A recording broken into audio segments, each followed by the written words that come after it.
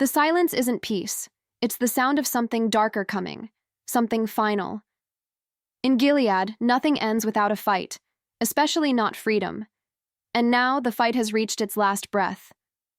A red cloth twists slowly in the wind, caught on the edge of a broken window. Dust floats in the air like ash. Empty streets lie still under a heavy sky. Gilead, once so proud and cold, now looks abandoned. Not by people, but by hope. The walls still stand, but the power behind them is cracking. It's quiet now, but it's not the quiet of peace. It's the quiet before a storm. June Osborne has walked through fire, again and again. They took her name, her daughter, her freedom. They tried to erase her soul, but she survived. Not because she was safe, but because she refused to break. Every scar, every scream, every whisper in the dark, she carries them all. And now she carries something else, a choice. She can run, or she can finish what she started. The final season begins not with a bang, but with a warning. Nothing in Gilead ever stays buried. Not truth, not guilt, not rage. And now those buried things are starting to rise. In cold basements and hidden rooms, plans are forming. Faces once loyal are starting to shift. Soldiers question orders. Wives whisper doubts. And handmaids. They don't kneel like they used to. But rebellion has a cost. The closer you get to freedom, the more it demands from you. June knows this better than anyone. She's lost friends. She's lost love. She's lost parts of herself she may never get back. Yet here she is, again, standing at the edge of something new. Or maybe something final. This isn't just another season.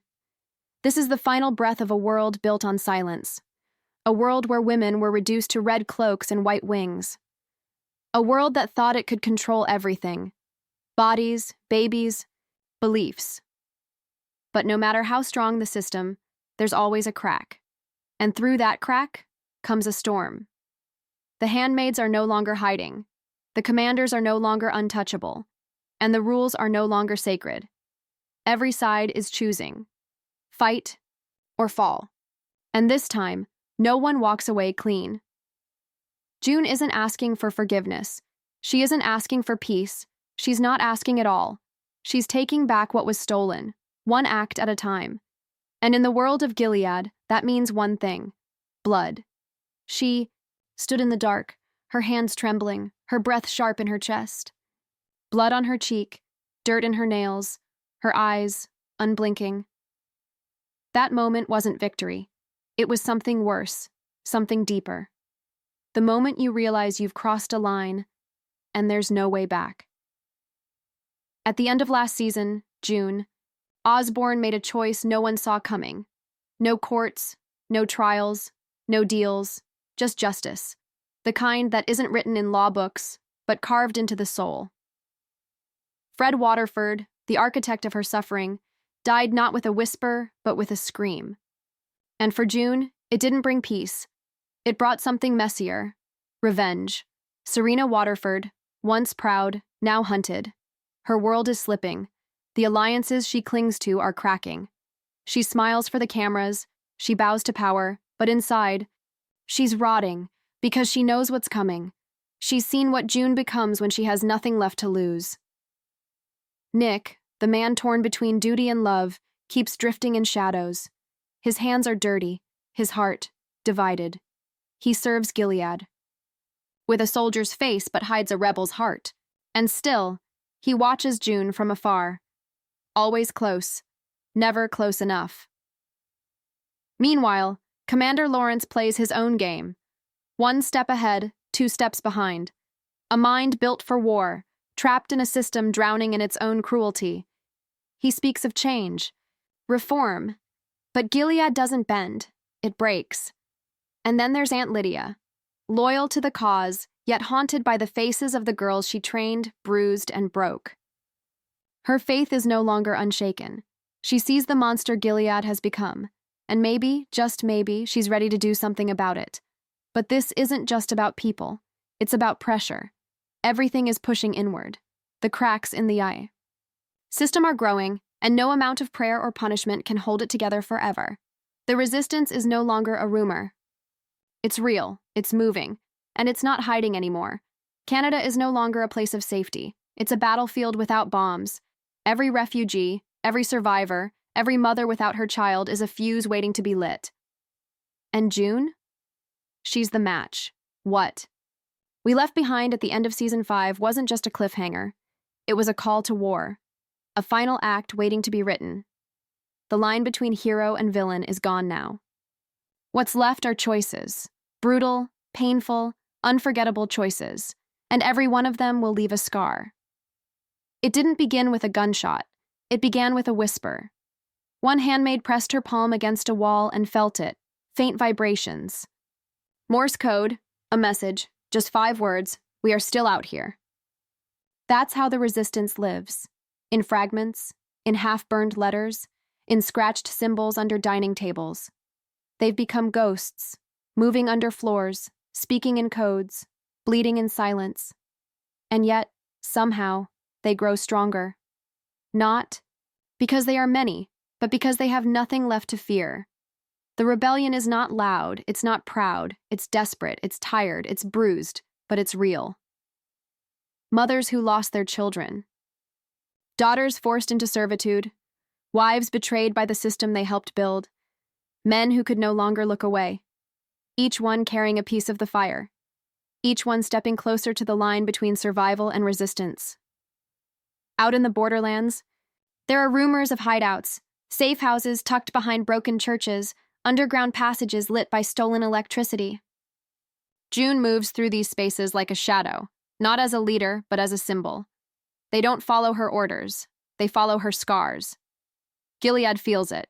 The system that once ruled with iron confidence now trembles behind polished walls. Commanders. Speak in hushed tones. Surveillance tightens. The fear is no longer theirs to give. It's theirs to wear. And behind the curtain of control, a new kind of weapon grows. Information. A single photograph of a stolen child. A secret recording of a brutal punishment. Evidence. Truth. The kind that spreads faster than fire and burns deeper than bullets. The kind that turns sympathizers into soldiers. In the colonies, the poison still drips into the earth, but even there, the wind carries songs. Old hymns turned into warnings. Blessed be the fight, they say. But now they mean it. And in Canada, once thought to be safe, the war has seeped across the border. Refugees pour in, but not all find peace. Some find purpose. In dark apartments and crowded shelters, plans are being drawn on the backs of ration papers. Names are whispered. Targets chosen. Walls marked. But make no mistake, this resistance isn't clean. It's not noble. It's filled with hard choices and broken promises. It's built by people who've seen too much, lost too much, and have no interest in forgiveness. June no longer believes in mercy. Not because she's cruel, but because mercy was never shown to her. Now, every step she takes, every life she touches, is a strike against the system. One heartbeat at a time. This isn't just resistance anymore, it's revolution, and it's coming from the inside. If I keep going, who do I become? June stands at the center of it all. Blood on her hands, fury in her heart. She used to fight for her daughter, then she fought for justice. Now, she's not sure. Is this still about saving lives, or has the violence become a part of her? She looks in the mirror and doesn't always recognize who's staring back, but she doesn't stop. She can't stop, because the war didn't end when she escaped. It followed her. It lives inside her. They want to see me fall. I'll give them a show. Serena is not the woman we first met. Not anymore. Her grief has sharpened her. Her fear has twisted her. She's trapped in a world that's starting to turn against her, but she's never been more dangerous. Every word she speaks is a mask. Every prayer, a performance. Behind the calm exterior, she's plotting, not just to survive, to win, because Serena doesn't mourn in silence. She reloads. My love makes me weak, or maybe it makes me lethal. Nick is torn. Always has been. A soldier loyal to Gilead, a lover loyal to June, and a father pretending not to exist. He walks the line between obedience and betrayal, and each step costs him something. But this time, there's no middle ground.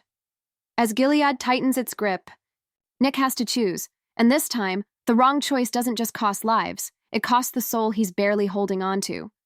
Faith was supposed to be my weapon. So why do I feel unarmed? Aunt Lydia still clutches her Bible, but her hands shake now.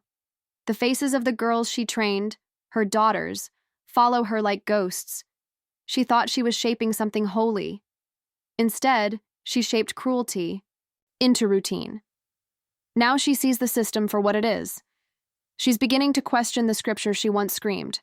But redemption doesn't come easy in Gilead, and turning against it might be the one act of faith that finally means something. Reform is a dream, and I'm running out of time to wake up. Commander Lawrence sees the whole board. He knows the politics, the danger, the rot.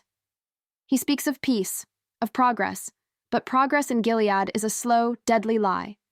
He plays his cards close, too close, and now the pieces are moving faster than he can control. His gamble may bring change,